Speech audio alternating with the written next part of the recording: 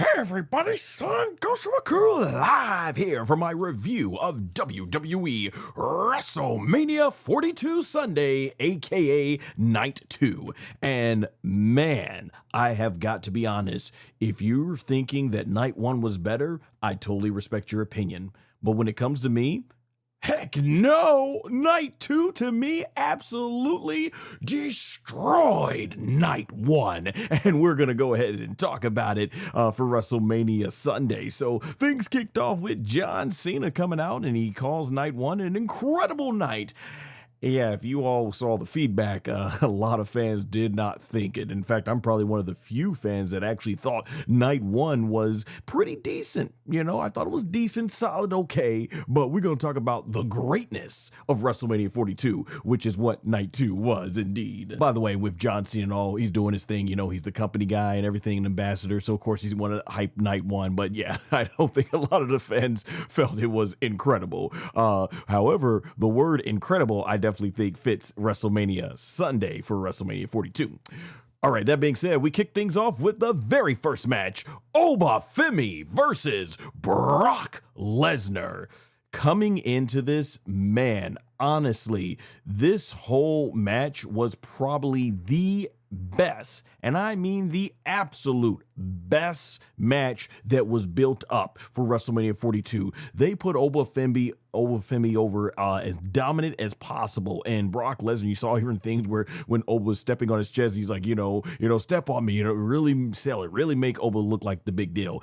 So there was a big fight feel and everything going on here for the whole fight.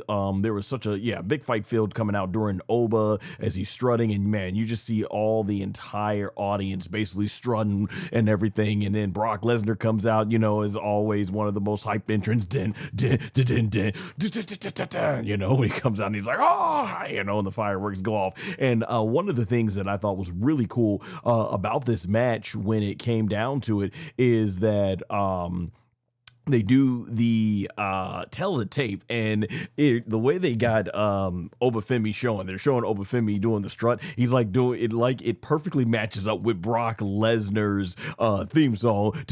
And all that stuff. But yeah, this match right here, though, it starts off with a collar and elbow tie-up, something we haven't seen a lot in Brock Lesnar's match in a long time. And man, this is old school pro wrestling right here. You go back to 1980s when you had the big muscle powerhouses basically starting off who's gonna win with a test of strength and everything. You know, I do love that match with Ultimate Warrior and Hulk Hogan back then. There was a lot of that going on in that match. So eventually Brock Lesnar, he picks him up and puts Oba Femi in the corner, you know, just snatches up Oba Femi and just puts him there and just starts doing those shoulder thrusts back and forth and everything, which has been a staple of Brock Lesnar's entire WWE career, going back to the Ruthless Aggression era when he first debuted in 2002.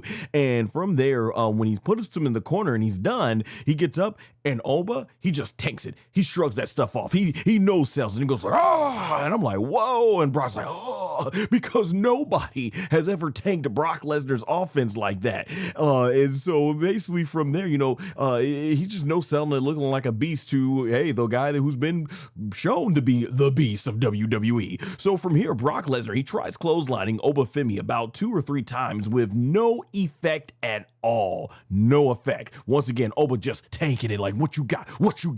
And basically from there, he ends up clotheslining Brock Lesnar down with, and it's a massive clothesline. Brock Lesnar, I've always put him over as one of the absolute best sellers in WWE. And I'm just looking at this, man, and Brock Lesnar's getting frustrated over here. And so by this point in the match, it is actually going on longer by this point, I think, usually than what you get for some of these Brock Lesnar matches. Because, you know, I was just so afraid going into this match. Brock's just going to come in, do a few German suplexes, F5, make Brock Lesnar look strong, and then that's it. And thus they've killed the chance of having Oba Femi have a big WrestleMania defining moment. But that wasn't the case here. So right here, Brock, you know, he's getting frustrated, and he takes Oba Femi out in the match, and he's throwing him into the steel into the steel steps and everything and stuff like that, and then into the into the post and all that stuff. Yeah, he's throwing them into like the post and all that stuff. And from there, the ring post, and this is where it looks like, okay, Brock's about to get his heat back. He throws Oba in the ring, and he starts going back and doing German suplexes. So he's taking him to Suplex City a few times and everything. And this is where you're like, okay, is this just this is nearing the end here, and it's not going to end well for Oba Femi. You're just hoping, right? If you want to see, him become a big star and everything. So it's from there that Brock Lesnar, what is it? He does, so after the German suplexes, Brock Lesnar goes ahead and gets Oba Femi up, and he does the F5. And I'm thinking here, okay, he's going to kick out. This is a massive moment, kick out. But honestly, they do something that I would say is more shocking than kicking out. As Brock Lesnar's kind of turning, Oba Femi just gets right on up, and Brock Lesnar turns around, and Oba once again has tanked the F5. This man has tanked all of Brock Lesnar's whole entire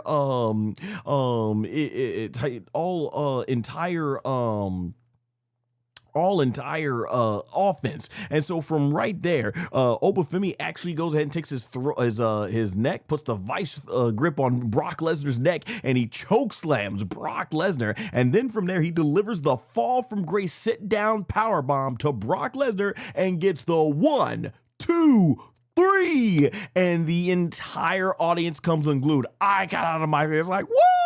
Yes, let's go. I was like, this is the way we do it. Let's go. I don't really curse all that much, like even when I'm getting riled up like that and everything at all and stuff, unless I'm in character. But I was like, texting all my friends like, let's F-N go. Man, this was awesome. This is a star-making, superstar defining moment for Oba Femi. This is how you do it. Oba Femi looked like an absolute beast. Match didn't go that long. I think it went less than 5 minutes, so about the same length as the Brock Lesnar and Goldberg match that I attended back at WrestleMania 33. But overall, man, Oba looked fantastic. They made him look about as dominant and as strong as you could possibly make someone do, and that's exactly what they did. So this was fantastic. Really love seeing it.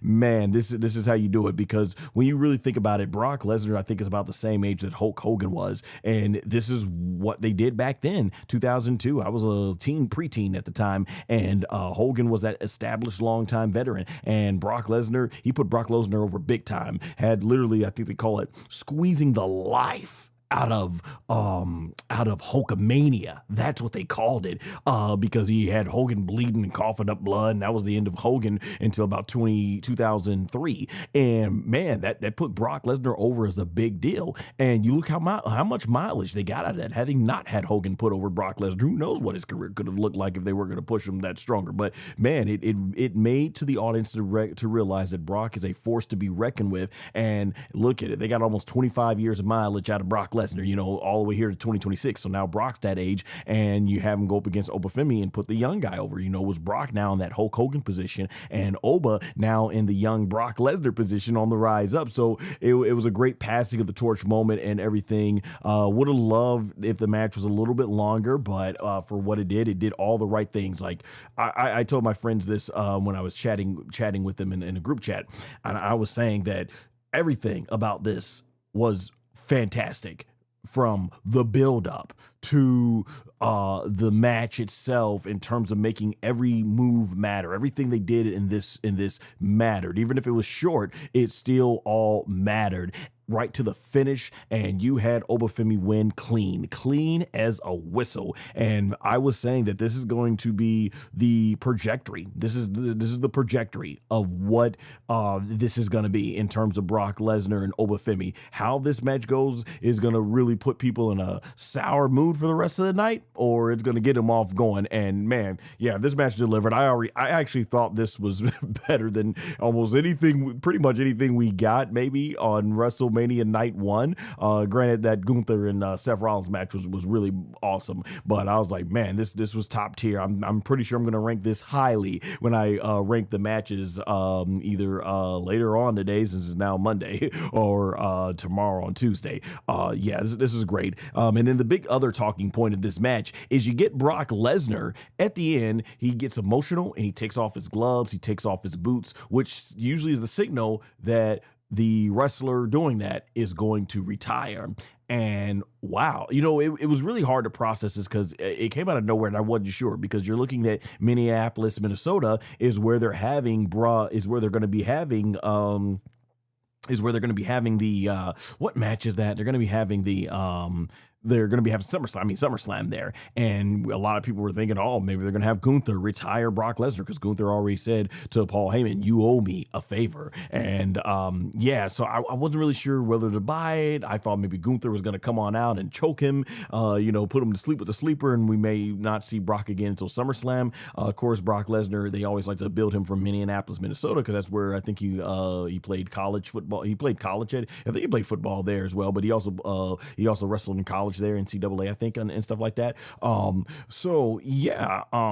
guess we'll wait and see what this all means. But for him to do this, maybe this is his way of wanting to say goodbye, but because maybe, hey, they're going to have him go out in a much more dramatic, over the top fashion, basically, where he gets maybe beaten to a bloody pope or something, or just downright gets destroyed by Gunther, and that's his sunset. So this is kind of his way to wave to the fans and say goodbye and acknowledge them and all that stuff. So we'll see. We'll see and everything. But overall, if this is the end of Brock Lesnar's WWE career, it is one of the most fantastic careers in WWE. Brock Lesnar, just focusing purely on him as an athlete. He from the moment he came in WWE, Brock Lesnar was just this amazing. He had all this big muscles about him. He was a super heavyweight, but then he's a heavyweight. I don't know if we're going to call him super heavyweight. He wasn't like Mark Henry or the Big Show or anything like that, but he was a heavyweight nonetheless. And for his heavyweight size, man, he had the power, the speed, just a freak athlete. And you see that even now, man, just still an athlete at almost 50 years old. So yeah, fantastic, man. I can't say enough good things about this. Heyman and Brock Lesnar were embracing in the ring. So yeah, this is cool. This is one of those defining career moments and everything. So for sure.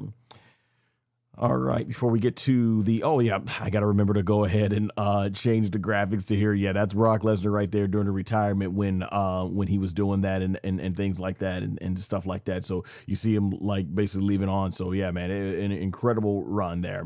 All right, before we get going, let's check on to the chat. Paul Clown Levesque. All right, I will assume by your name you are no fan of Paul Levesque, Triple H and everything. I know Triple H did his thing tonight in terms of booking WrestleMania 42 night 2 and stuff like that. Night 1 definitely, I thought, left quite a bit to be desired. It was good, but it wasn't, I thought, levels of greatness, which is what, like I said, WrestleMania 42 night 2 gave us. But you said new era, and breaking news, Ryan Allen Reeves is All Elite. So another wrestler who's gone to AEW. I don't know if I'm really too familiar with him, because kind of nowadays I'm so busy I mostly follow WWE, but hey, man, if he got the chance to go to AEW, glad for him, because man, shoot, you can get him on AEW, WWE. That definitely raises your profile to a national audience.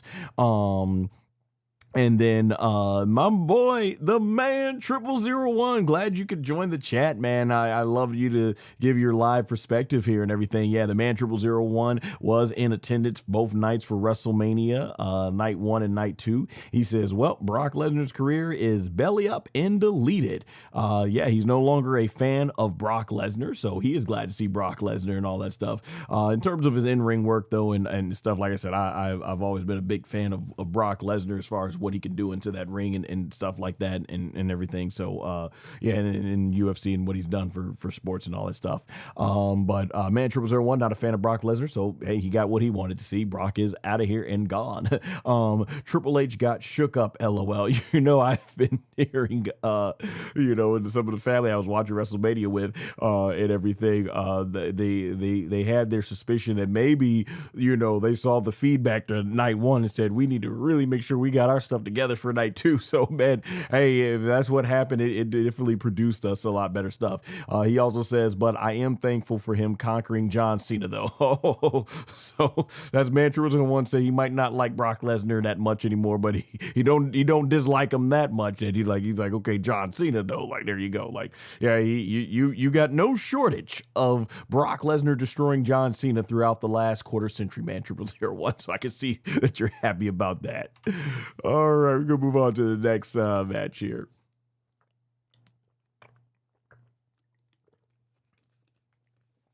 All right, second match was the WWE Intercontinental Championship ladder match. JD McDonagh versus Dragon Lee versus Rusev versus Javon Evans versus Rey Mysterio versus Penta. All right, so this is also part of the second match they were having air on the ESPN channel, so this was free for anyone who had cable to basically be able to watch, and these were a great selection of matches because I feel like Brock Lesnar and Oba brought that whole intensity where you're like, oh snap, and Brock Lesnar is well known, you know, he's one of the most biggest mainstream stars to ever be in WWE, just because I think of like his UFC run, and he was popular for his day in WWE as well. And then you put this match out here, this is gonna wow a lot of casual fans who aren't familiar maybe with WWE, or they want to see what today's athletes like, because this match certainly showed that as great as Razor Ramon and Shawn Michaels was at WrestleMania 10, the superstars have taken it to a different level. I like this match a lot. So a lot of the highlights were in this moment. So here's some of the highlights that I was able to jot down as far as my review goes,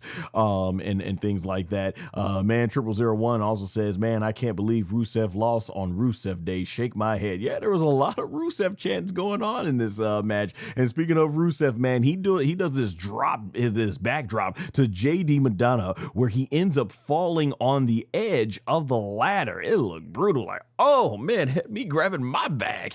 And there's a cool part where Rey Mysterio gets a 619, and I forget who it was against, but their face was like, these ladder matches have so much going on, it's hard to keep it track in my notes, so I'm doing my best I can.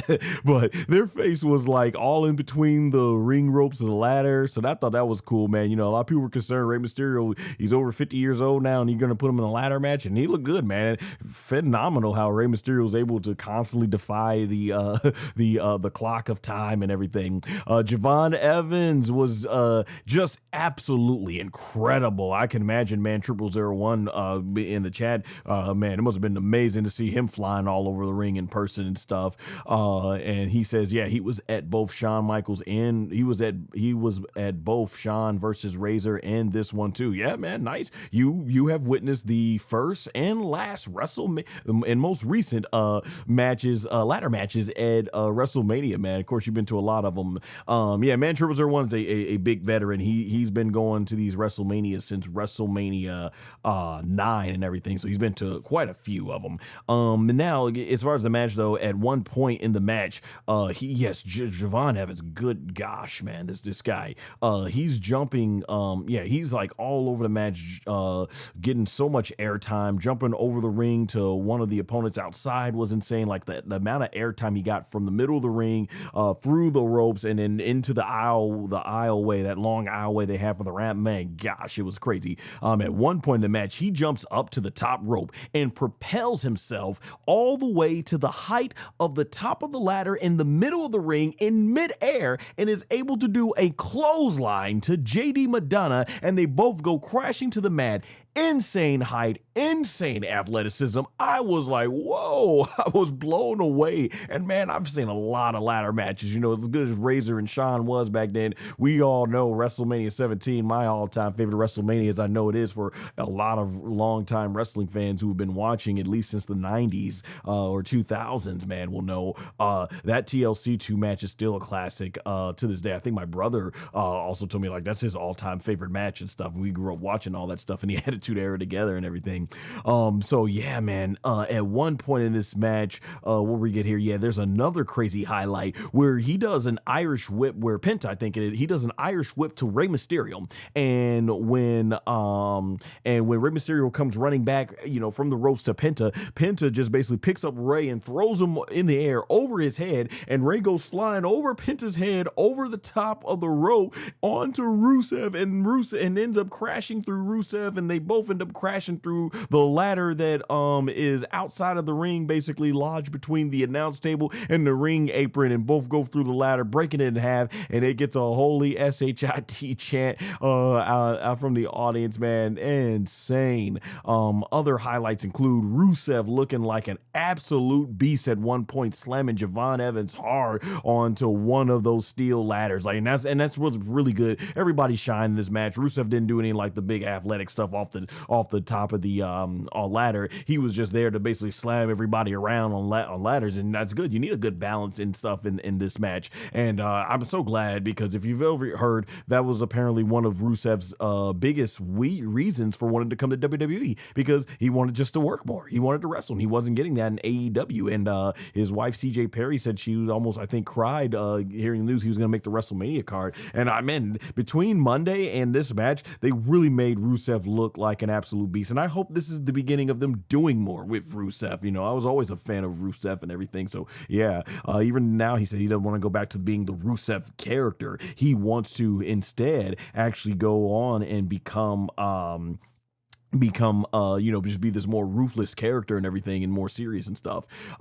There is a cool moment where Rey Mysterio jumps off the top of the ladder to Dragon Lee for a jumping Hurricane Rana, but gets caught into a Styles Clash as Dragon Lee pays tribute to the newly WWE Hall of Famer AJ Styles. That was phenomenal. Yes, pun intended.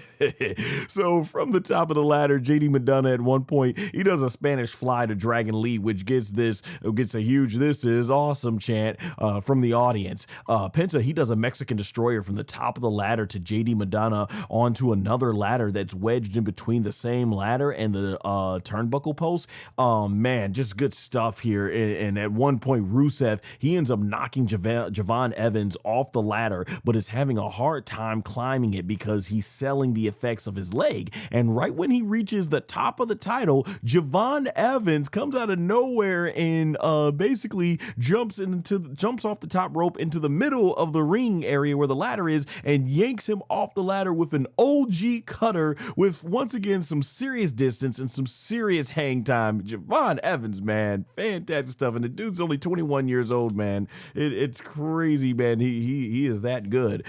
From here, Penta hits a Mexican destroyer off the ladder to Javon Evans, and then climbs up and grabs the Intercontinental title, retaining it. Man, it would have been awesome for me if Javon Evans won, but I'm happy for Penta as well. I'm happy he got his big WrestleMania moment. Javon Evans is 21 years old, so he still has a long career ahead of him, as long as he's able to, make sure that, he stays on the right path and, in his personal life, and make sure that he stays, healthy enough and everything. The sky's the limit for this guy. Literally, I mean, look how high he gets into the sky, right? And besides, one of the things too, a big complaint, and we often say this is, and I'm not a fan of it myself, is when they put the title on somebody and then shortly after take the title off of them. So I'm glad they're not doing any hot potato situation here with the championship. So Penta just won the Intercontinental title, and he got a big win, and the fact that he was the one that made this match and called these guys out, or be a part of this match, or open them up to be a part of match in one, makes Penta look even more great as an Intercontinental champion. And man, by this point, I'm like, by this point, I'm thinking that if they want, we don't need night one highlight reel. Oh, okay, that's later on. I'll get to that in a bit. But yeah, this match was fantastic. And I'm like 2 matches in, and we already cooking more on night 2 than night 1. The man 0001, actually, he had told me he felt that night 2 was taking a big number 2 all over night 1. Let's see. He also says Rey Mysterio will keep going, LOL. Hey, man, he at that age, if you can still go to that level, I don't blame him, He wants to get the most out of his wrestling career that he can, because I don't think we're going to see Rey Mysterio at 70-something years old or 80 years old being able to still do this. So, yeah, man, take advantage of what you can and stuff like that. So, yeah, that was fantastic. Before we get to the next match, I put here in the notes, and I didn't really talk about this much on night 1. So I'm like, we don't need to see this night 1 highlight reel again. Let's start the next part of the show. If they want to show highlights of night 1, why didn't they do it on ESPN channel when more people were watching? At this point, everyone who's watching on ESPN Plus has already paid, or if you're like me, your internet provider gives it to you for free. Either way, we know what happened last night. Let's keep it moving, because the more they stall for time, the more it's going to be looking unjustifiable that Io Sky versus Asuka didn't make this card. At least that's how I'm feeling. So yeah, that's what I actually text out to my buddies as we were watching this, because it's like dawning, man. It's dawning because I saw the stats. Despite WrestleMania Night 1 being almost like a 4-hour show, there was only like 80 minutes of wrestling and stuff like that. And they had so many advertisements and all that stuff. And I get the advertisement that, you know, I understand, especially as a content creator, you know, hey, when the sponsorship money comes, hey, man, that's some big money. So I don't fault WWE for doing that at all. But what's up with the structure here? Like, we used to watch 4-hour WrestleMania shows that had 16 matches. One of the greatest WrestleManias of all time is 4 hours long. WrestleMania 17, they stuck a whole bunch of matches on there. Some were short, some matches were a little bit longer, but they got all 16 on there. And then I'm thinking like, wow, you could fit more. Surely, you know, Asuka and Io Sky you could put on there. But hey, you know what? They had a hard time selling those tickets at WrestleMania, so they really probably needed to make sure they go overboard as much as they possibly could. I mean, even if it was overboard, they had to go all out on the sponsorships and ads and stuff. But I just thought that was counterproductive, because it's like, I understand wanting to show and they would run down the entire card. Do that when you're on the first hour, when you're being seen on the ESPN channel, for all the new fans that are coming back or new fans who are being exposed for the first time, so they can see like, okay, this is the incentive for wanting to come back and watch the show. But with this, it's like, why are you showing this on ESPN Plus? Like, why are we watching 10, 15 minutes of running down what happened on night 1 and talking about what's coming on night 2? It's like, yeah, everybody who's watching, they've been sold. We're literally on the ESPN Plus Unlimited because we are sold. We know the cards. We know what happened because we wanted to see. We wouldn't be here if we didn't want to see it. So it's like, why are they doing this with their audience? And it became very clear that, man, they just want to stall for time and everything. So there was a lot of this. But as a content creator, it does give me time to catch up on my notes and all that stuff and everything. Let's go to chat before we go to our next match. Man, 0001 says night 2 is like DBZ, Dragon Ball Z. Okay, he says night 2 is like Dragon Ball Z, and night 1 was like Dragon Ball GT. Yeah, you know what? I think I can agree with that. Yep. You know, Dragon Ball Z ain't perfect, but boy, does it have some epic moments, just like Night 2 had some epic moments. DBGT, like I said, I like GT, but nowhere near as like DBZ or OG Dragon Ball. And there were some good things on Night 1, but yeah, a lot of it kind of fell short of the glory compared to what we got in night 2. So you know what, I gotta say, yeah, that's a pretty nice analogy and everything. But I think we can agree night 1 is definitely no Dragon Ball evolution, that is for sure, because like I said, night 1 was still solid and okay. I left the stadium with the daylight still outside. Yeah, I saw that during the post shows, the daylight was still out there and everything. So yeah, it was nighttime over here. Oh, what's up, Notorious Heels podcast, man? What's up? Been listening to y'all on Spotify and everything and things like that. I'm gonna be checking out you all's night 2 review soon and everything on there and everything. Yeah, if you guys haven't checked out Notorious Heels podcast, man, good folks that know their pro wrestling, man. Yeah, it's good to see. Hope all is well and everything. Looking forward to hear what you all had to say about night 2. Thanks for joining the chat, man. It's always a pleasure to see you. And now we're gonna move on to our next match. Man, I don't know how to do Trick Williams scream. What's his yell? Woo! Way! Or is it something like that? Oh yeah, I don't know. What is that? But yeah, whoop that trick.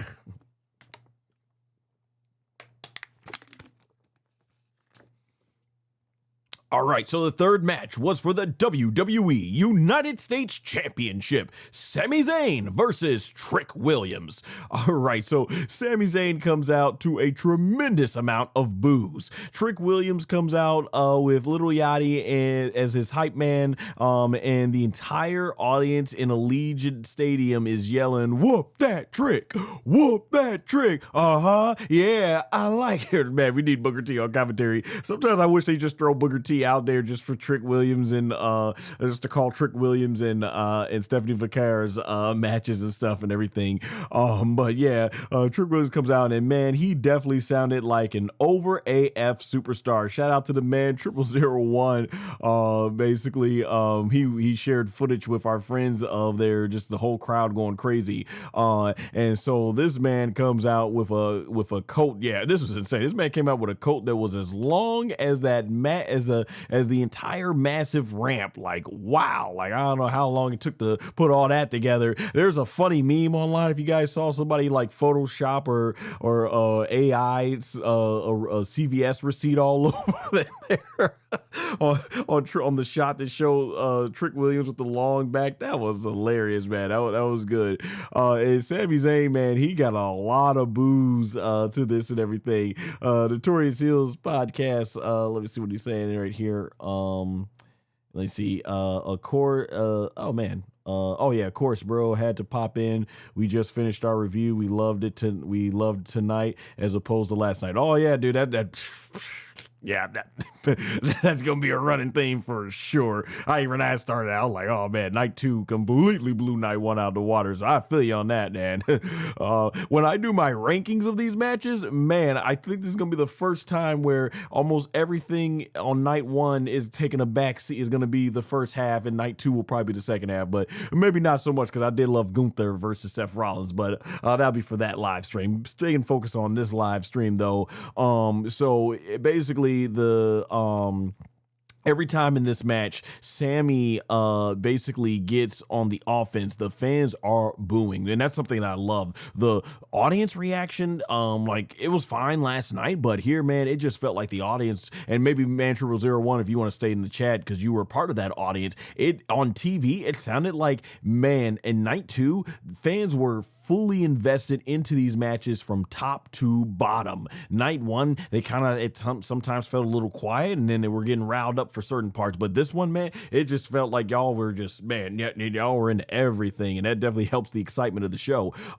So yeah, with all that being said, every time in the match, yeah, Sami got that offense, fans booing. At one point outside the ring, Sami Zayn, he beats up Little Yachty, and this gets a massive amount of heat from fans. Like, man, they were booing this. They hated Sami for doing this to Little Yachty, man. That was crazy. Oh my gosh. And everything.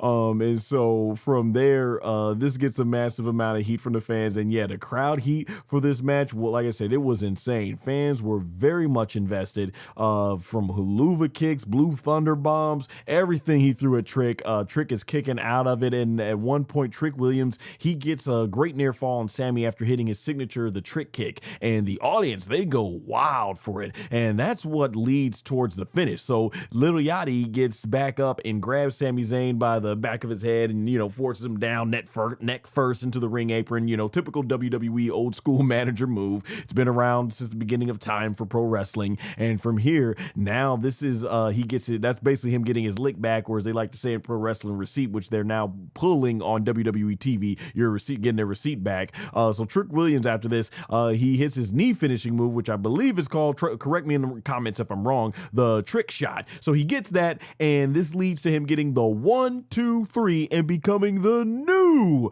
WWE United States champion, and the audience explodes with whoop that trick chants. And man, it is just fantastic. It's a wonderful moment, and you start to see Trick Williams, he celebrates and embraces with his mother and father there, and even on the pre-show show he was talking about how his mother basically had got an injury and really worked hard to get herself rehabbed herself as much as she could as possible to make sure she would be there because she didn't want to miss her boy winning his big moment at WrestleMania. So it was just fantastic, wonderful moment. And at this point in the show, I'm like, yes, let's keep this youth movement going, man. And you know what, Sami Zayn, I think, is always great as a heel too. We've had him as a babyface for so long, for a while now, and seeing him work heel again, man, it was just fantastic stuff. I enjoyed it, man. This match was good. It was short. Once again, they were giving some of these matches short time, but once again, the match did what it needed to do, and it really made Trick Williams look like a big superstar. So glad to be seeing that. Let's see. We in the chat we got Priestone Fame just followed. Thank you. I appreciate the subscribe. Andre Lee Meta just followed. Thank you. I appreciate all the love. Thank you all for coming out tonight and everything. All right, we're gonna get to our next match here.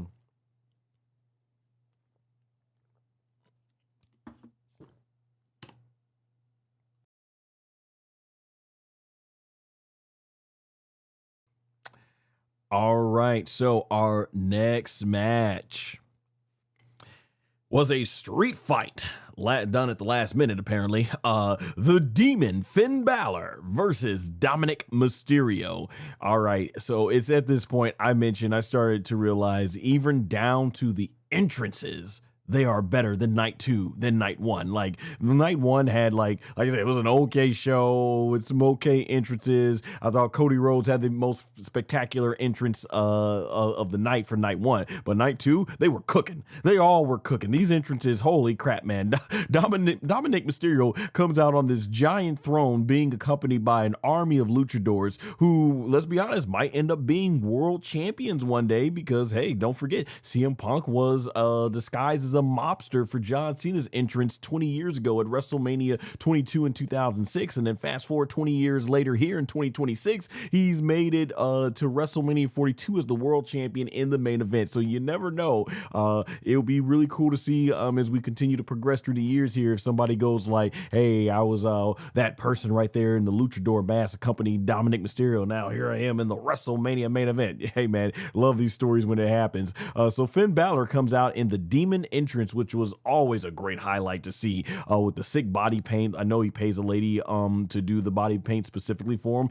She obviously hasn't had to do much of it over the last few years. But yeah, it was so great. Love the entrance, you know. Dun, dun, dun, dun, dun, dun, dun, dun. We know when the lights come on. Dun, dun, dun. Love it, man. And yeah, they had these streamers coming down, the way it covered Finn Balor, and then he threw it off, and like part of it was hanging from the camera, leading over to Finn Balor. It was fantastic stuff, man.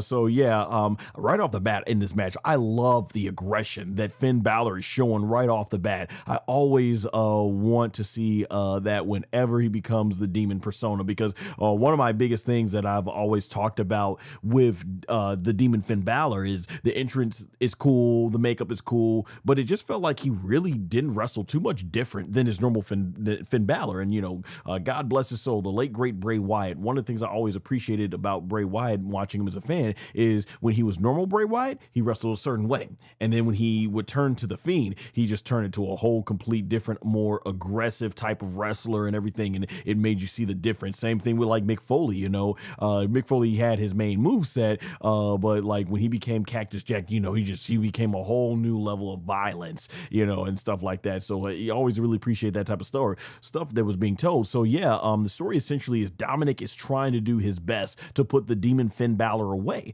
but nothing is working. And like I said, I enjoyed Finn Balor being aggressive in this match, because I always kind of felt when you know, I've already mentioned that, yeah, when he becomes like the you know, the different and everything. But yeah, this match pretty much is very hard hitting. A lot of chairs are used. Some of the highlights include Demon Finn Balor wearing out Dominik Mysterio with a steel chair. There's a pretty funny moment in the match too, where Dominik is taking a while to set up this table, and so he sets the table up, and the table falls, and it falls over, and this gets a massive amount of boos from the fans. You could especially see in the front row. But then Finn Balor does his cool sit up, which is like his version of when the Undertaker sits up and everything. So that was really cool. And we kind of get like the finish. Yeah, when we yeah, there's a pretty yeah, when we get to the finish, let me see, I lost my part in my notes. Yeah, and we kind of get to the finish part of the match here where Finn Balor wraps a chair. Yeah, he kind of wraps the chair around Dominik's neck and does the whole drop kick into the corner thing that usually sets up the coup de grace. And it looked sick, man. It looked fantastic the way they shot it from a lower angle like that. From there, Finn Balor puts Dominik on the table and jumps off and does the coup de grace. Looks absolutely sick as he goes through the table and sort of basically lands feet first on Dominik, and you know, he kind of goes to the side, so like he like really planted it in there for Dominik, his feet right into Dominik's stomach and stuff. And from there he gets the pinfall. 1, 2, 3. It's a big victory because this is actually the first time Finn Balor gets a win as the Demon, and almost, man, I don't remember, has it been like 6 or more years? It's been a while. And this is the first time the Demon has been booked by Triple H, so in his creative team, because the last couple of times we saw the Demon Finn Balor, he was booked by Vince McMahon. And you guys, oh my gosh, I've never been a fan of that finish where Finn Balor, they had like one of the production staff cut the ropes, and Finn Balor basically just drops under the weight of the turnbuckle, just snaps apart under the weight of Finn Balor, and Balor comes crashing down. Roman gets the win. I would have said, like, I understand having Roman be the first person to defeat the Demon, but I was like, just do it clean. Just have him go in there and spear win. Like, why do we need all that nonsense? And then as much as I enjoyed that Hell in a Cell match at WrestleMania 39, it was. In fact, I think it's the best Hell in a Cell match ever in WrestleMania history. Man, I just didn't think Edge needed to go over. And granted, Edge ended up going to AEW, and I like Finn Balor could have really probably used that win a lot and stuff like that.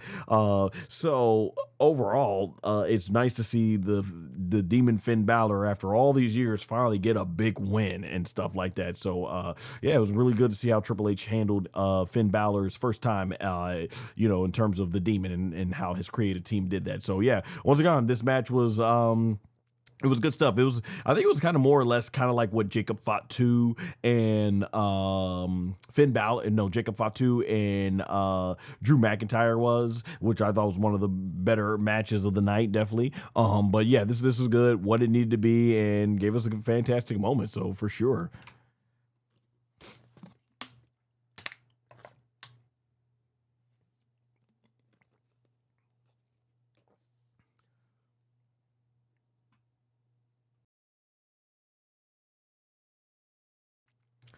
All right, so we are going to get to our next match, the WWE Women's Championship match, Jade Cargill versus Rhea Ripley, and this was pretty much serving as the co-main event. This match right here, I thought you know, a lot of people had issues with the build up and everything and stuff like that. This was a match right here that I had confidence in. I said, I think both these women are going to go out there and tear the house down and stuff like that. And honestly, I thought this match was really good. One of the high matches of WrestleMania for sure. I can imagine I'll be ranking this match highly. This is one of the best matches I've seen Jade Cargill had. I think she's come a long way since her AEW, and Rhea Ripley's fantastic, you know.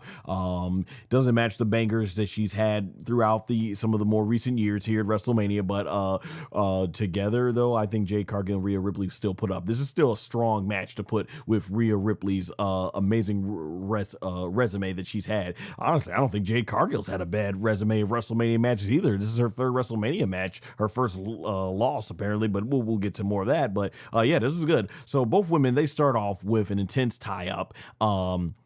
In the first part of the match, Jade Cargill is pretty much dominating Rhea Ripley, shoulder tackling her down hard, doing scoop slams hard, reverse power slams right down. But Rhea Ripley, she ends up smiling and asking for Jade to bring it more, which leads to Jade putting her in a very nice, a very nice crossface. And certainly, I would say, like, this match is showing how far Jade Cargill has come since her AEW days. Like, Jade Jade Cargill is doing so many different moves in this match that we've never seen her do and everything. So Rhea ends up powering out of it and getting Jade off her feet. The audience starts to become unglued, but Jade puts Rhea down, and then when she runs towards Rhea, Rhea is able to do a kick from the canvas up to her in the face, and is able to do a kick to her up, from the canvas up to Jade's face. But women, both women, they start exchanging ground and pound on the canvas and start exchanging blows from their knees to standing back up.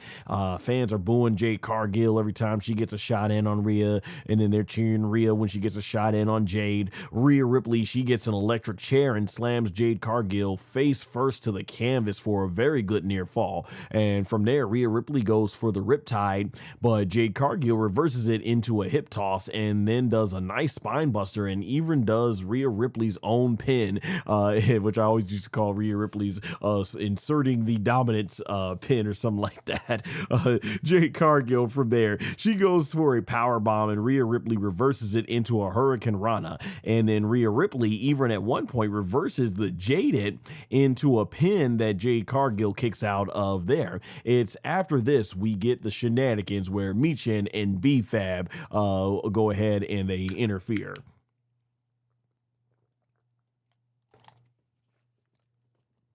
And then from there, Jade Cargill, she pulls off what I think was a Michinoku driver. Shout out to Taka Michinoku. But Rhea Ripley also kicks out at another great near fall. So Jade Cargill, Jade Cargill is just showing a lot of different moves at this point in the match that she hasn't been showing, as I was saying. So yeah, I was very impressed with Jade in this match. From here, Io Sky music hits. Yeah, because B-Fab, I forgot to mention the shenanigans start. B-Fab and Michin come out and they're trying to do distractions and stuff like that.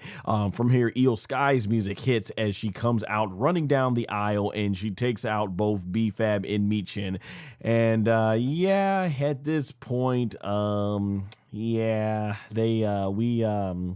it became clear Michin is not going to be wrestling. I mean, Io Sky is not going to be wrestling in this match. She's in her regular clothes, but yeah, she comes running down. And in fact, how she ends up taking them out is she jumps, and this is a really good spot. The ending sequence of this match was fantastic. So Io Sky gets on the top of the rope to go for a moonsault, and Jade Cargill runs towards her. So right when Io does the moonsault and is like halfway in the air, Jade Cargill barely just misses and ends trying to get the big boot off on Io Sky, but she ends up basically moonsaulting off the top of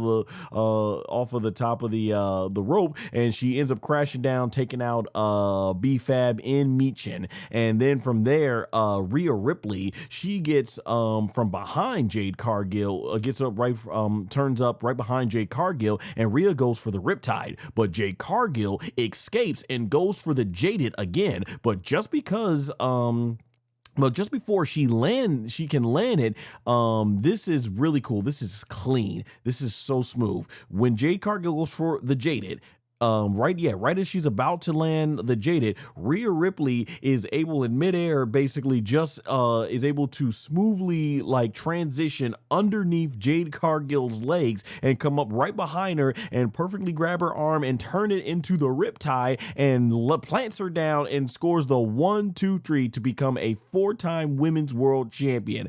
I tried my best to explain it. It doesn't do it justice. Go out of your way to see the finish of this match. It is spectacular. It is one of the coolest things. And even Rhea Ripley was explaining how a lot of people think, just because she's big and she does all these power moves, is that, hey, she can do some sneaky stuff and everything and show her really athletic and smooth, quick side and stuff. And I'm like, man, the sequence was fantastic. That's going to be an all-time great WrestleMania finish.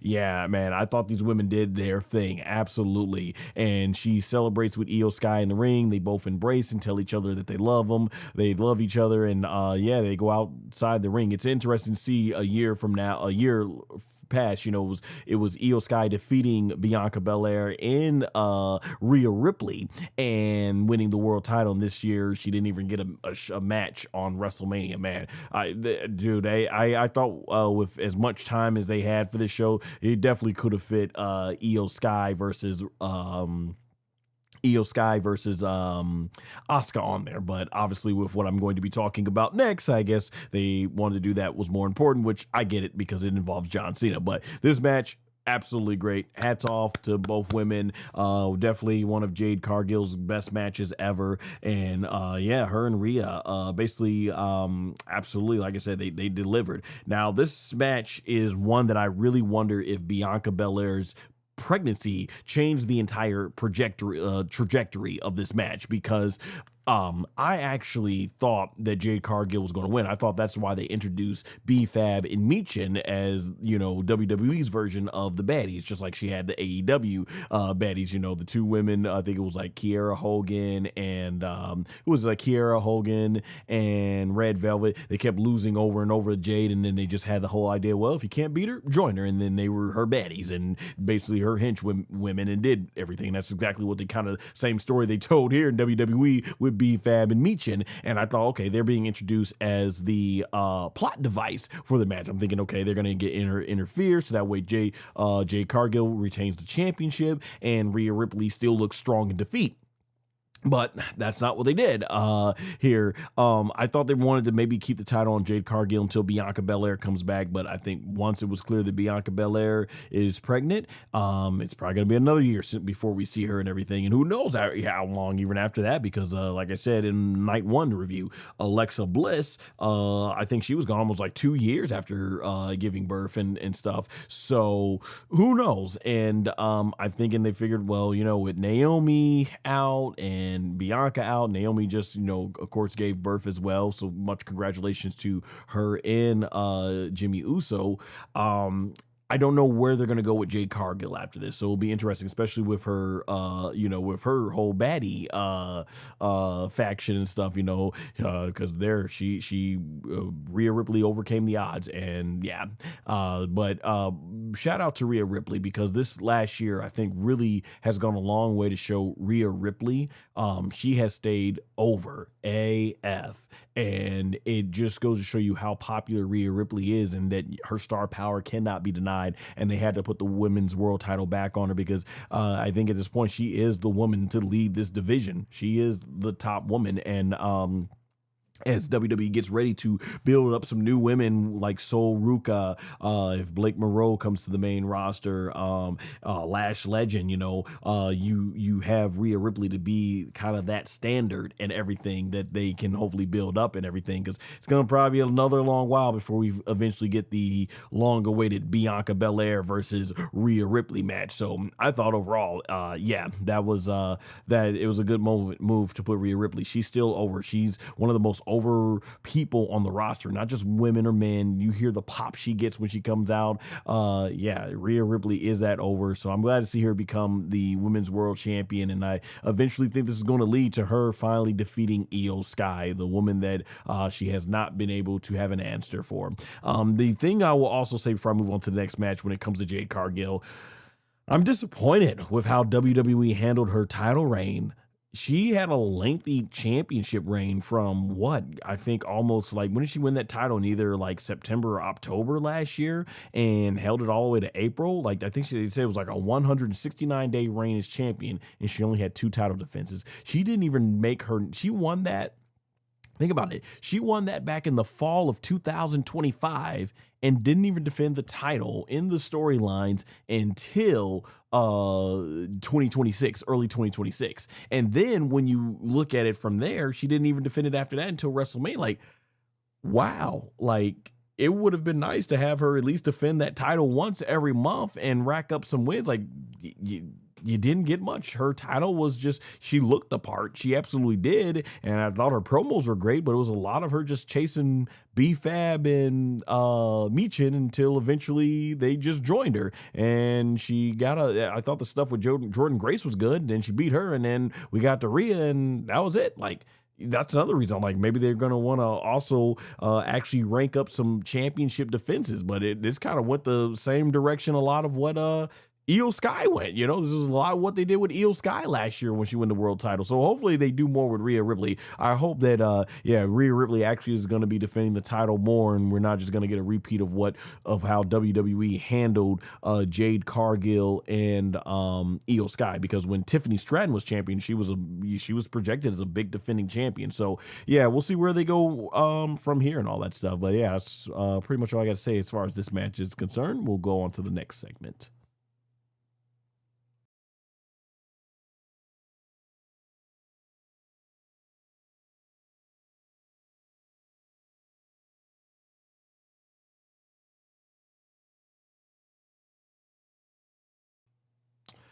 Alrighty, so if you were probably wondering why Io Sky, VS Asuka, and other favorites like Carmelo Hayes, why there was no time to put them on this show in addition to all the ads that WWE was running and the commercials, it's because of this segment here, most likely, I'm guessing. So John Cena basically comes out to announce that the attendance for night 2 was 55,255.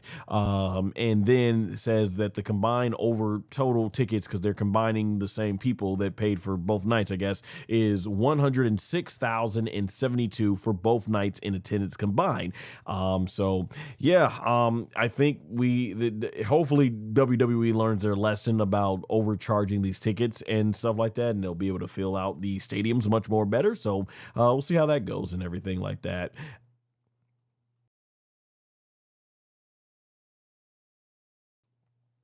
All right, and then from there, as John Cena says, this concludes his night, and how honored he was at WrestleMania host.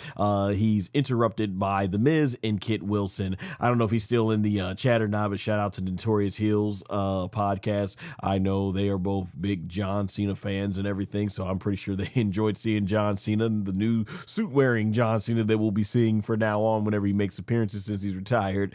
But yeah, John Cena, he shakes hands with The Miz, but doesn't know who Kit Wilson is. And before Kit Wilson can say who he is, Danhausen comes out with I believe the proper term nowadays, I believe, is little people. But Michael Cole flat out calls them midgets. Which is something I never thought I would be hearing WWE ever say with today's landscape in the world. So I'm like, oh wow, okay. So I'm like, I did not think WWE was going to actually drop that word, but yeah, the little people for the Danhausen that are Danhausens, the little people Danhausens, they come out, and Danhausen is happy to meet John Cena. He shakes his hand, but The Miz tries to put a stop to it, saying that Danhausen is making a mockery as he's in the ring with two goats, being him and John Cena, and one soon-to-be goat in Kit Wilson, which I actually do think, I think Kit Wilson has some really great potential to go far. And little Danhausen, then they punch Kit Wilson in the balls, and then they start jumping them, and then The Miz starts beating up the little Danhausens and throwing them out, and from there, Danhausen then punched The Miz in the balls, and just like one of the little Danhausens did, yeah, that's because that's what they did to the little Danhausen did to the Kit Wilson, and then he delivers his own 5-knuckle shuffle, and the little Danhausens, they carry out The Miz. This is ridiculous. They carry out The Miz, and Miz is like laid out as if he's being sacrificed for something, and from here, a smoke bomb goes off in the middle of the ring, but I guess it malfunctioned, and it was probably intentionally malfunctioned, and Danhausen just runs out from the smoke cloud and goes under the ring, and the mini Danhausens, they just drop The Miz right there on the middle of the aisleway, and they go running underneath the ring there, and John Cena then announces saying that, hey, he loves the retirement life and says it's now time for the main event. Oh man.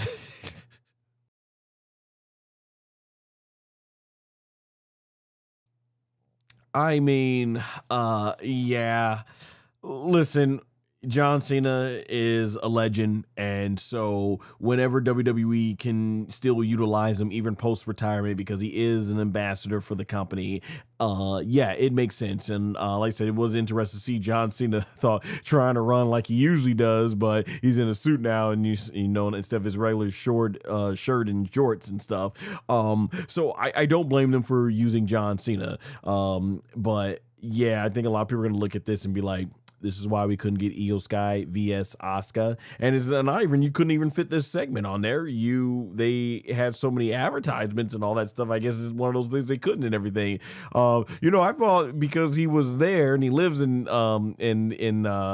thought because he was there and he lives, I thought at some point we're gonna get Stone Cold Steve Austin, as my shirt shows. I thought we were gonna get him coming out with on the ATV machine and stuff, and hopefully be a lot more careful this time around, and things like that, because I know he said it was like really hard to control that version of it, and I thought maybe he's gonna come out and do a stunner and everything, but no, they kept Stone Cold Steve Austin off of this show and everything. So yeah, it is what it is there, and yeah, but I think a lot of people are gonna look at this and it just the time, like they could have fit so much more on this show. There are definitely wrestlers and matches that could have been put on this show, and even what they did, they limited the time so much, even on night 2. So it's like, wow, okay.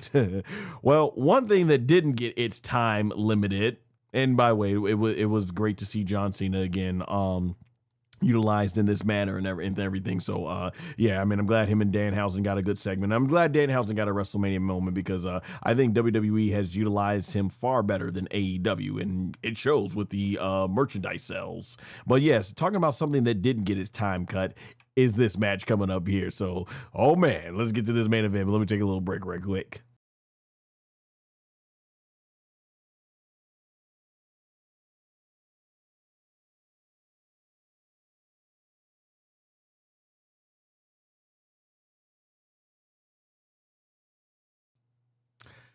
All right, it is now time for the main event of the evening and the weekend, the WWE World Championship match, the OTC Roman Reigns versus CM Punk. Man, so basically right here, CM Punk, well, we have actually first Roman Reigns. He comes out in this big orchestra type entrance as images of the Samoan dynasty, basically shows from, you know, the Anoa'i family. And interesting enough, Roman Reigns, he comes out to his head of the table music and not his I Am Greatness music. So it's kind of like Roman Reigns going back to basics here. I like both versions of the theme song. I Am Greatness is a more heroic sounding version, but Head of the Table is that more edgy sounding version and stuff. So it's cool to see him come out to that again. So yeah, and Roman Reigns looks in tremendous shape as he's walking down to the ring. And there was a great shot where they did a close up of Roman's face with where you could see someone behind him had the zebra characters that Roman and CM Punk, I believe, both voiced, and was the movie called Zootopia, I think it was called, and everything. I didn't really follow or seen the movie, but I think that's what it was called. Roman is very much over as the fans are out, got their ones in the air, myself included, and everything. And then from Roman's it's made mention that this is Roman Reigns' 11th WrestleMania main event, with Hulk Hogan having the second most at number 8. Siri Kartari, The Beginning by Alpha, plays during a really cool video package as it shows off CM Punk's career highlights, and a drone is flying all around Vegas, eventually zooming in on the top of Legend Stadium with CM Punk sitting cross-legged right on the top of the roof. So I thought that was really cool. And for long-time CM Punk fans, because I started watching him back in when he first came to WWE's version of ECW, so this song apparently predates that. So if you've been following CM Punk on the independent scene far before WWE, then you were very familiar with this theme song and everything. From here, when he walks out to the stadium, he yells, "It's clobbering time!" and Cult of Personality starts playing with the entire entire audience singing it. So far, the reaction is sounding very mixed during this, during the ring introduction. So I was very much noticing, like, you kind of wonder what was going to be the reaction, because Roman and CM Punk are very much seen as basically being baby faces.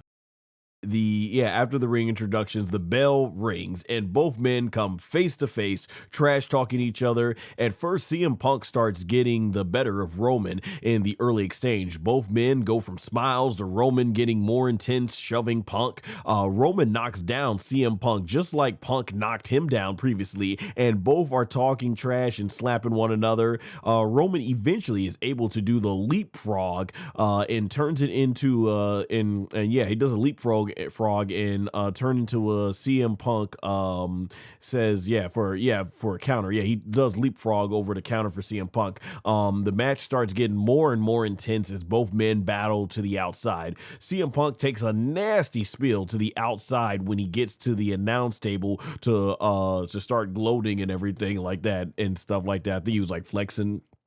No. He takes an announcement, but that's later in the match. Roman Reigns gets up and slams him off the table back first to the mat. That was devastating. The way he like threw him right off the announce table, it was like a sickening thud, like boom. I'm like, oh man. Yeah, CM Punk definitely was taking a lot of risks in this match, given his age and injury history. There you go. You had it going right there and things like that in that nature.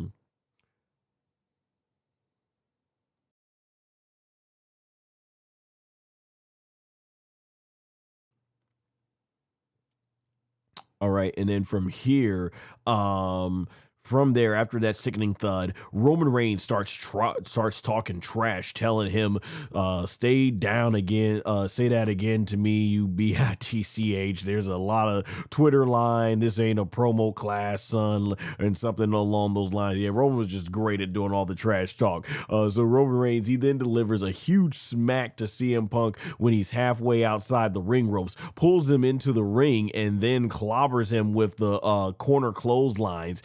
But CM Punk, he makes a comeback eventually, getting rolled down.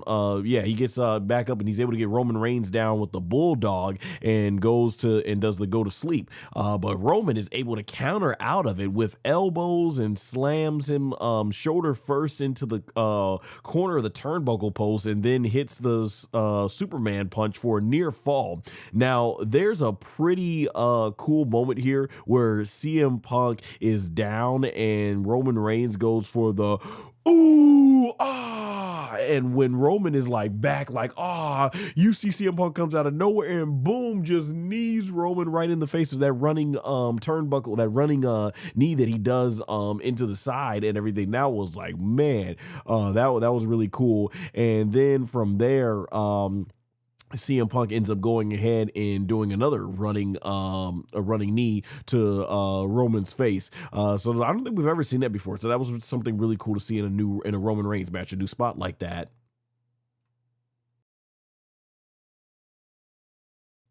So from here, CM Punk, he knocks Roman Reigns down a few times with the clothesline as he's holding Roman's other arm and throws him out of the ring, and then does a suicide dive and then gets on the announce table with his knee on Roman's chest. And that's where he starts doing the whole flexing and stuff like that. From here, you're getting dueling chants. Let's go Roman. Let's go Punk. Let's go Roman. Let's go Punk. Right. So Roman Reigns is laid out on the table, and CM Punk takes a long time attempting to do a jumping flying elbow, similar to what he did at WrestleMania 29 against The Undertaker, which had me fearing for CM Punk. Like I said, given his age and injury history, I'm like, oh, this is not 2013 anymore. I'm like, I don't know how this was gonna go. And once Roman got involved, I'm like, oh, okay, they're probably not going to once Roman Reigns gets involved, I'm like, okay, they're probably not going to do that spot.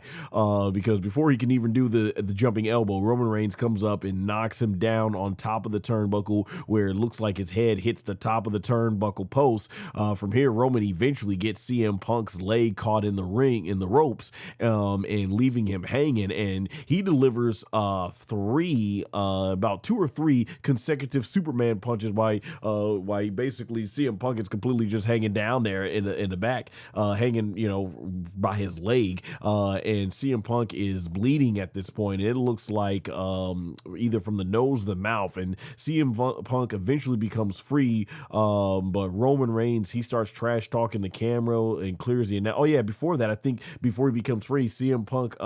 This is a part of the match where Roman should have probably got disqualified, but the referee decided to be lenient and have some leniency and let him go ahead and do it. So Roman takes up the steel stairs while CM Punk is hanging and smashes it into CM Punk's face and stuff. So it's like, oh, okay, so they're not gonna disqualify him. And I guess who wants to see the main event of WrestleMania in a disqualification and stuff like that. So I guess that makes sense. And that's where CM Punk is like bleeding from the nose and the mouth.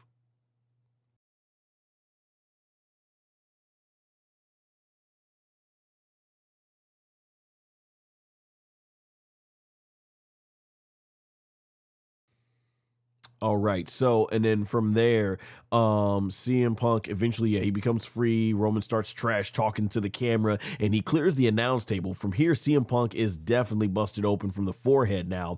And Roman Reigns, he then does a massive throwing power bomb to CM Punk and breaks through the announce table. CM Punk gets sent flying through that announce table, similar to what he did during the build up to this. From here, Roman Reigns throws CM Punk, bloodied and battered mess, into the ring and does the warrior cry, where he goes, ooh, ah, and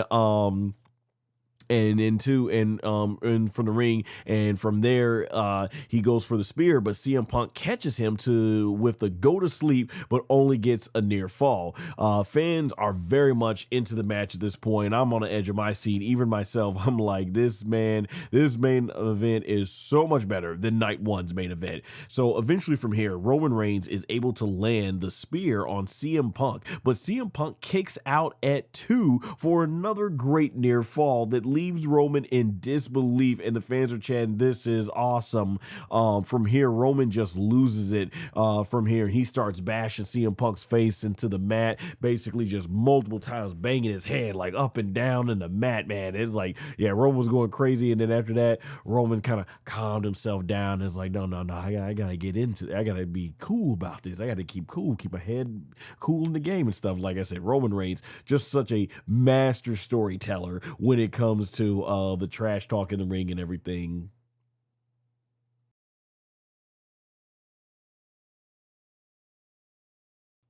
All right, so as Roman Reigns picks up CM Punk mocks the chef's kiss. Yeah, no, it mocks the chef. I think my auto correct must have done something wrong there. CM Punk mocks Roman Reigns, but Roman picks him up to try and do the go to sleep and stuff like that. Yeah, I think CM Punk was mocking Roman Reigns ooh ah chant or something at this point. I'm not sure what happened in my transcription there for my notes, but from there, Roman Reigns, but Roman, picks him up and tries to do the go to sleep. However, just before he can land his knees, CM Punk, Roman is the one, he tried to mock CM Punk's go to sleep taunt, tries to do the go to sleep to him, and CM Punk ends up grabbing Roman Reigns by the knee, and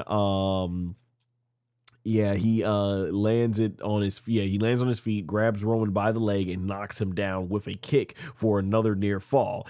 I knew this was going to end well. I knew this wasn't going to end well because historically speaking, as I've always mentioned, when it comes to these things, WWE has shown many times in their storytelling, you'll always have someone try to mock their opponent's finisher move and stuff, and it doesn't end up well for them, just like John Cena and The Rock at WrestleMania 28. So, sure enough, from here, CM Punk then starts going for Roman Reigns' Superman punch, and he actually does land it, but gets a near fall. CM Punk then starts getting mad, and he starts doing the ground and pounding on Roman Reigns, and CM Punk, he then takes the Ulafala off of the Ulafala off from a fan nearby that I guess Roman Reigns may have gave to somebody, or maybe the fan who was sitting, it was a fan sitting next to UFC Hall of Famer Daniel Cormier, and I'm guessing maybe just whatever was going on there, he was a fan, they may have agreed to this spot for a while back.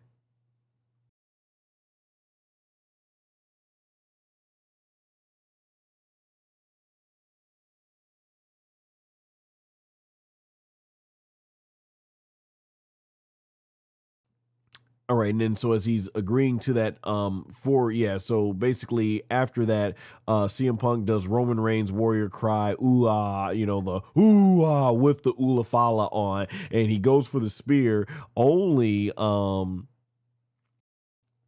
only to get caught in a guillotine, which I thought was great because he looked like he nailed Roman Reigns with that spear, but Roman caught him just in time and put him in the guillotine.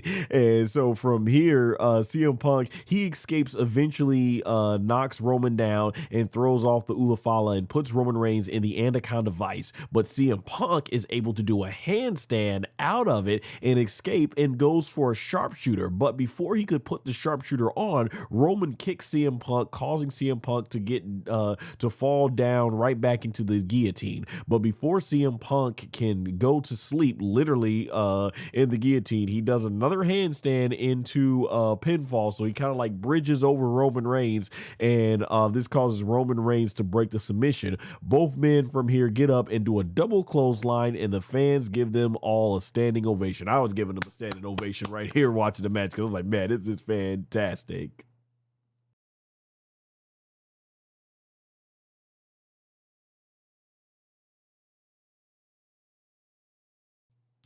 All right, and then from there, both men, yeah, from there, the exchange and blows is very much mixed reaction that we're getting here, with cheers and boos both times as they clobber each other. As both exchanging blows, CM Punk gets a near fall and then goes for a headbutt, but then goes down to sell with Roman because, of course, as they always say, Samoans, they have very hard heads and things like that. So Roman Reigns, he takes off his tape and throws it, or no, CM Punk takes off his tape and he throws it at Roman Reigns, and the referee gets distracted by this, and while the referee basically picks up the tape to go throw it out of the ring, CM Punk, he then basically takes a play out of Roman Reigns' old page and gives Roman the low blow. So at this point, CM Punk is becoming very desperate. Now, technically, when you think about it, earlier in the match, Roman Reigns was the first one to use a weapon that would have got himself disqualified, and so maybe CM Punk figured in the match with the psychology here, well, okay, if you're going to use your steel steps against me or something which would be disqualification, then I'm going to go ahead and do a low blow. But he did it when the referee wasn't looking, so it makes you wonder there in terms of that.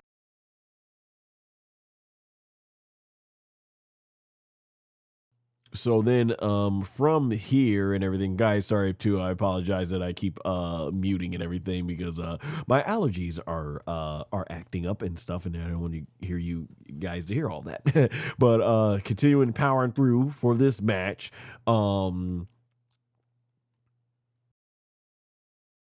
eventually CM Punk gets Roman Reigns back onto the announce table, and CM Punk is able to deliver the flying clothesline from the top rope to Roman Reigns through the announce table, and it looks like CM Punk was able to land it perfectly fine. So that was good. This is a classic move that he did back at WrestleMania 29 against The Undertaker. So, I mean, at this age and stage, CM Punk still being able to pull that off, he was really going all out, all the stops out for this match. All right, so then from here, CM Punk, he drags Roman Reigns back in the ring and does the GTS. Roman's body goes into the ring ropes and falls back onto CM Punk's shoulders, and CM Punk then goes up for another GPS but collapses, leaving both men to fall to the canvas from exhaustion of the match, for which this story is actually a callback to how CM Punk won against Gunther when he won the world title back last August. So that was a really nice, cool callback where I say it was really making it look like, oh man, is CM Punk gonna get it here and everything? Is he gonna lose and things of that nature?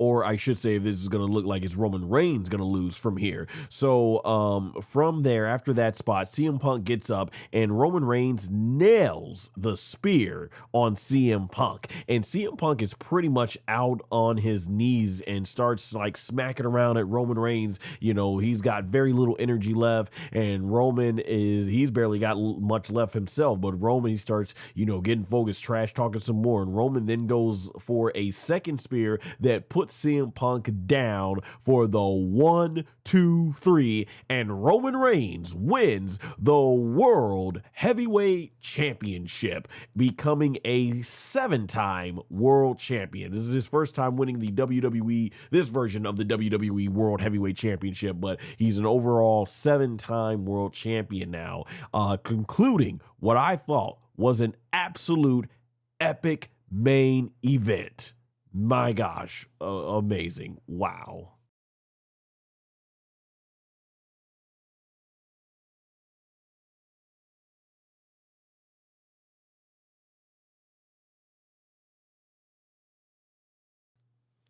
So Roman Reigns, he celebrates in the ring, he celebrates in the ring and in ring and near ringside, with all his kids and his wife, and he gets back in the ring. And if you look behind him in the background as Roman goes into the ring, you can see actually CM Punk just like basically dramatically falls out, and the referee just quickly runs over to check on him and everything. And I'm assuming that was just selling him in a dramatic way, just him selling in a dramatic way. From there, Roman Reigns is in the middle of the ring and raises the Ulafala in the WWE World Championship as the hard camera pans out, showing all the fans behind him, concluding WWE WrestleMania 42. Fantastic stuff. Just absolute fantastic stuff. What a main event. You know what? When I do my ranking of the matches, don't be surprised to see this in an extremely high spot, because wow, this was the longest match of the entire card. I think like over 30 minutes and stuff like this. Man, just like I said, it was phenomenal. I love this match. Everything about it.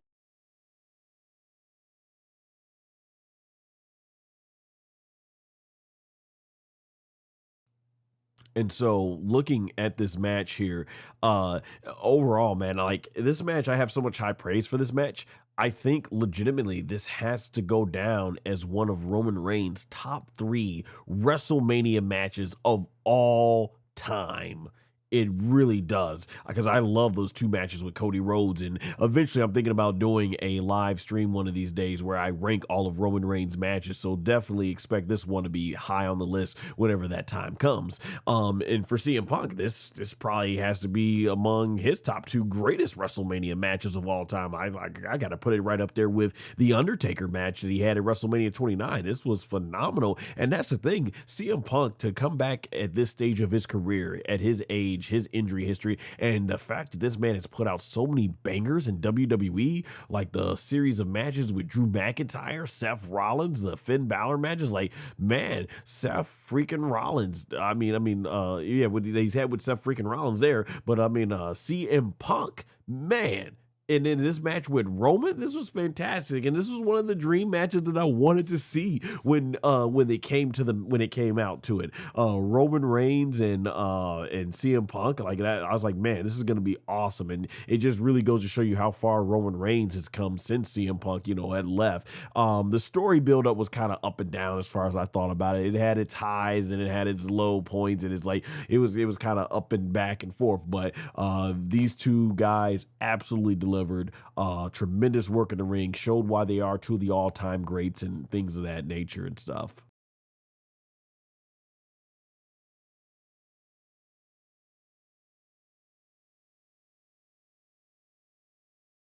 And this goes back to what I was saying about Randy Orton and Cody Rhodes, is that when it came to them, man, when it came to Roman Reigns and Cody Rhodes, or Cody Rhodes and Randy Orton, like it didn't matter who won because both guys were established. And going into this match, I was like, I'm a big fan of both of these guys. I think they're both all time greats. It didn't matter because I'm like Roman Reigns, he's probably going to be part time again, but more about that coming up here. Roman Reigns, if he goes off and he becomes a champion, again, he's already established. Nothing's going to top his 1300 plus day reign as champion, but I'm like, it's just more established for Roman Reigns there. And then I'm like, CM Punk, he's established too and everything. And I'll say this actually too about CM Punk, why I'm so much at peace when it comes to CM Punk.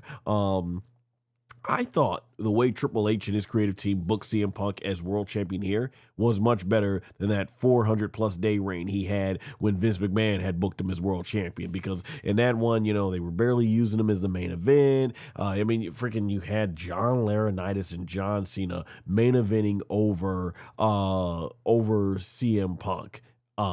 Yeah, come on now. And here we got to see CM Punk have his fair share of main events. Yeah, I thought this reign right here was strong. CM Punk looked absolutely strong as world champion. Since the fall when he beat Jey Uso, going all the way up here to WrestleMania. Absolutely, I thought this certainly was better than the last time he had this a lengthy world title reign, going back to the early 2010s. So yeah, I mean, as a CM Punk fan, I was pleased. I was very pleased with it. I'm glad to see CM Punk be able to come back and get this type of reign as world champion, get this second WrestleMania main event. So that was really good to see.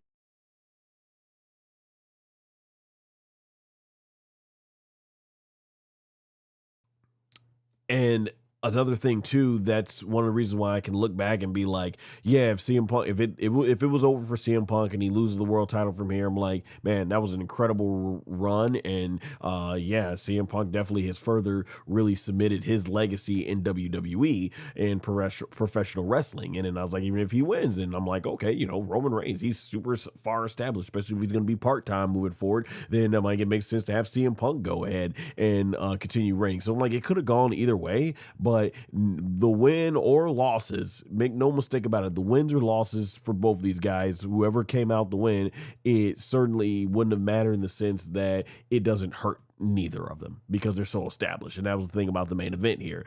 So yeah, I just thought it was fantastic and both guys absolutely delivered. And shout out to man 0001 in the chat, says Punk should have won. He hasn't had a WrestleMania win since 2012. Well, yeah, he did spend like a decade away from WWE. Yeah, that's when he beat Chris Jericho at WrestleMania 28. But you know what? I'm thinking he can get a WrestleMania win next year and everything.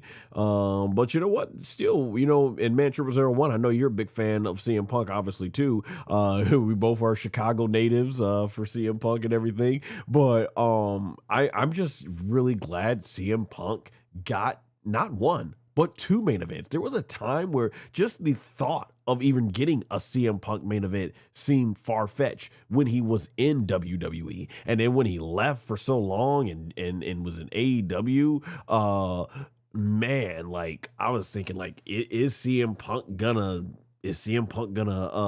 even ever get that moment at WrestleMania and stuff? Ever gonna be able to main event and become world champions? Like who knew? And the fact that he was able to come back and get it, and even then, it looked like they were gonna finally give it to him at WrestleMania, a bit probably near WrestleMania 40, and then. Ah man, look at that. He yeah, at WrestleMania 40, then it's like dang, he got injured. So it has been a long journey, and I'm just really proud as a CM Punk fan to be able to look back and know that, man, CM Punk, our Chicago native, our boy, our long time fans, we've been able to see him, get those WrestleMania main events too. So and his first one-on-one main event at WrestleMania. So he's closed night 7, Saturday and Sunday.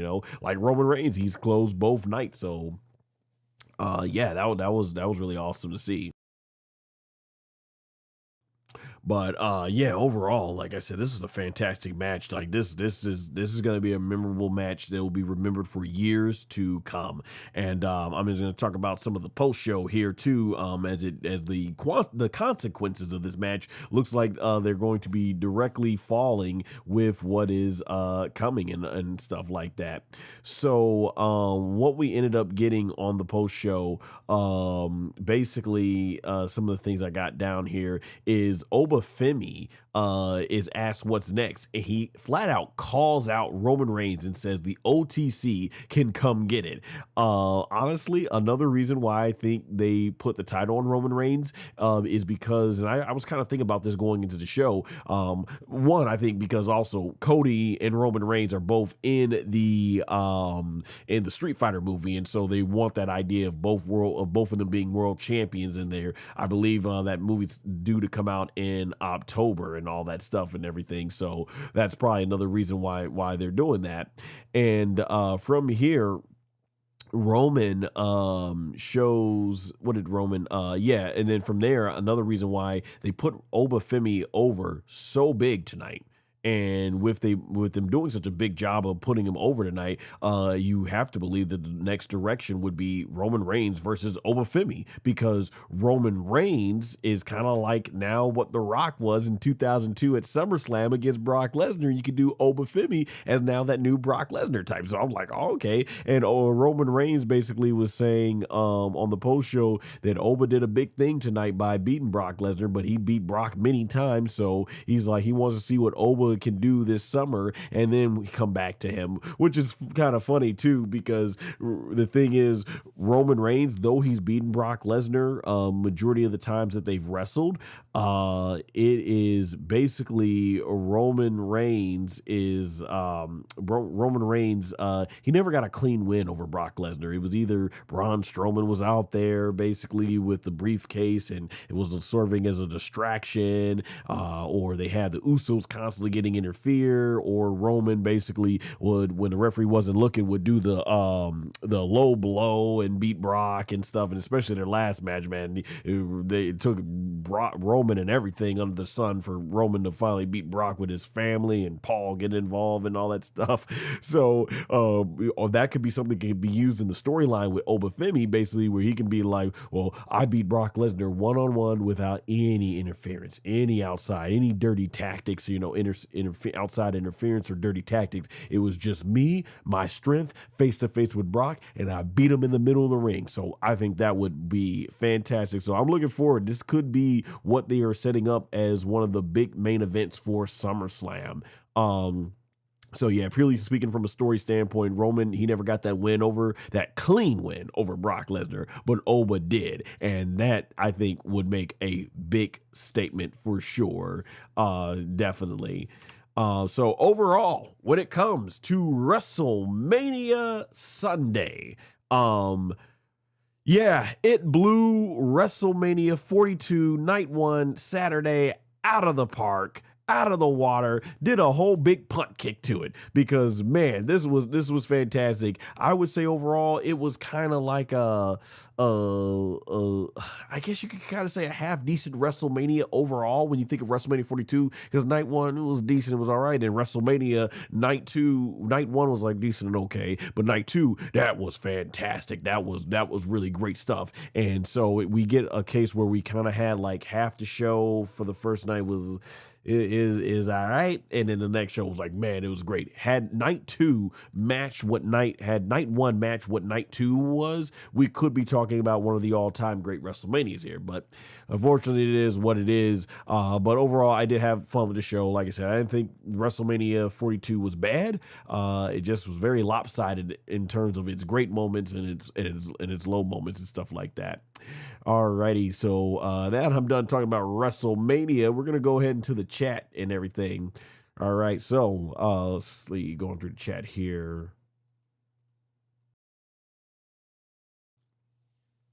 All right, so going down the line here, let's see, man, 0001. Yeah, he said he should have won since 2012.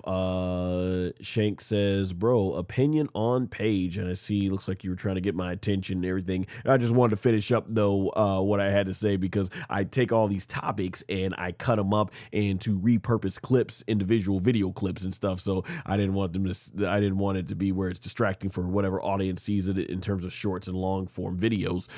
So this is what this time is being saved for on the chats. But But yeah, I saw your messages there, Shanks. Yo, bro, anyone? Yeah, I'm here. So to answer your question, Shanks, what was my opinion on Paige? I got the night one review up if you want to check it out fully, but overall, in short, I thought it was fantastic. It was a great emotional moment to see Paige get back in the WWE when she was once told she'll never be able to wrestle again. I'm glad she's back to basically, turn it up in the ring with her generation of women that came up with her that she unfortunately was not able to have those banger matches with because she had got injured, the career ending injury at the time when she was when a lot of those women started coming to the main roster. And then of course so many of the newer generation women have come up. So yeah, I'm definitely am glad that Paige is back for sure. The man 0001 says he hadn't had a WrestleMania win since 2009 before that. Yeah, so 2009 was when he won the Money in the Bank, and then he finally won with the WWE Championship at WrestleMania and stuff. Yeah, like I said though, it doesn't take away anything less. CM Punk still has had a wonderful WWE career overall, and I think a lot of this run that he's having now, I think is kind of made up for some of that stuff in his older run. You think of someone like Asuka, who has never gotten a win at WrestleMania. She wasn't even put on the WrestleMania card this year. Still one of the greatest, most decorated women in WWE history of all time. So, yeah, it would be nice to see CM Punk get another win for sure. But you know what? Still, I think an amazing career. So for sure, and all that stuff and everything. So, yeah. Like I said, I'm still just happy that Roman Reigns and CM Punk put on an absolute banger of a WrestleMania main event, man. So I'm fans of both of them, so I'm glad to see it and everything. All right, let me go ahead and check how the streams were doing. So 84 of you checked out today in terms of the horizontal live stream and stuff like that. Very cool. And then 174 of you checked out the vertical live stream. So really appreciate that and everything. Yeah, so yeah, thank you guys for joining there and stuff like that. And it's not going to stop. I'm coming back with another review. Hey, thank you by the way, thank you everybody for coming over to the chat and all that stuff and everything. But yeah, I'm going to be back now. It is time, as I do per tradition. I will be ranking all 13 matches of WrestleMania 42. So we're going to see where it goes from bottom and from least to best. Have a very good suspicion based on the way the weekend played out. Expect the very first half of the list to probably be mostly night one, and the second half of the list, as we get to the top best of the best, it'll be mostly probably night two. So until then, guys, I'll be back either later today or tomorrow with that ranking review for WrestleMania. So until next time, make sure to take care. You can follow and like on my social media accounts, both in the description and pinned comment below. Until next time, guys,